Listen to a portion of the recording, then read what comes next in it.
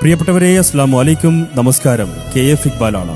ആശുപത്രി മുറിയിലെ അരണ്ട വെളിച്ചത്തിൽ തിരിച്ചുവരവിന്റെ പുതിയ പ്രഭാതം നെയ്തുകൂട്ടവേ കൂർത്തിറങ്ങിയ സൂചിമുനകൾ ആ നനുത്ത ശരീരത്തിലെ ഹൃദയഭിത്തികളിൽ തറച്ചിറങ്ങുമ്പോൾ വാടിവീണ പൂക്കളിൽ ബാക്കിയായ ഒരു ജീവതാളം പോലെ തീർത്ഥ എന്ന ഈ പെൺകുട്ടി ജീവിതത്തിന്റെ തിരിച്ചുവരവിനായി നിശബ്ദമായി യുദ്ധം ചെയ്യുന്ന കരളലിയിപ്പിക്കുന്ന കാഴ്ച എങ്ങനെയാണ് നമുക്ക് കണ്ടു നിൽക്കാൻ കഴിയുക?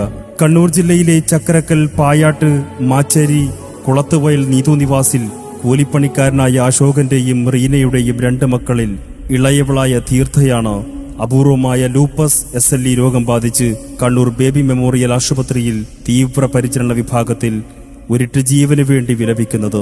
7 മാസം മുമ്പായിരുന്നു നിതിനുമായി തീർത്ഥയുടെ വിവാഹം കഴിഞ്ഞത്.